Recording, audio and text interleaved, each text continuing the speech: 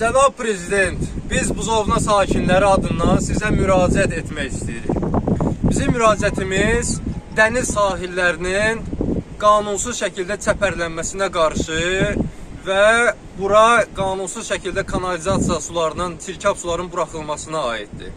Biz bugün Buzovna sakinləri iməclik edib, bugün yeganə zəbt olmamış 50 metr ərazidə qalmış, 1000 illər ərzində formalaşmış bizim qayalığımız qalıb, 50 metr zəmin. Biz burada iməclik etmişik, hansı ki buranın da zəbt olunması ehtimalı çox böyükdür. Biz etmişik, təmizləmişik, lakin toplanmış zibilləri maşın gəlib apara bilmir. Çünki sağ tərəfdən də, sol tərəfdən də dəniz sahilləri zəbt olub. Qanunsuz şəkildə çəpərlənmələr var. Dəniz geri çəkildikcə çəpərlər də dənizin içərilərinə qədər uzanır.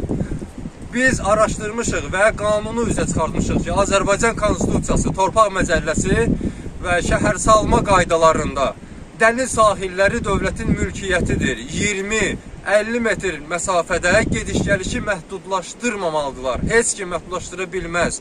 Dövlətin nəzarətində və əhalinin ixtiyarında olmalıdır.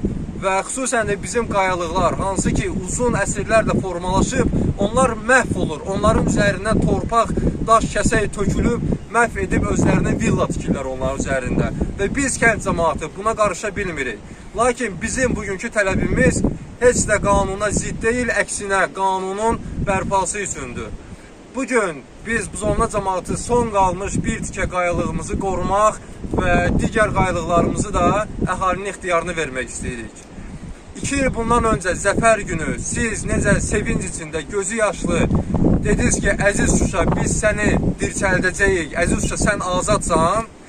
Biz Buzovna sakinləri də sidq ürəkdən istəyirik ki, sizin köməyinizlə dövlətin rəhbərliyi altında biz sakinlər deyək ki, əziz Buzovna sahilləri, sən azadsan, əziz Buzovna qayalıqları, biz səni dirçəldəcəyik.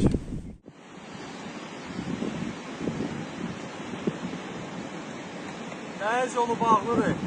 Zibilləri çiynimizə daşıyırıq. Sahilə atsaydılar, maşın gələrdi suyun qırağına zibilləri daşıyardı. Kənd cəmaatın qayalıqları yuxarı zibil çiynimizdə çıxırıq ki, dolaya.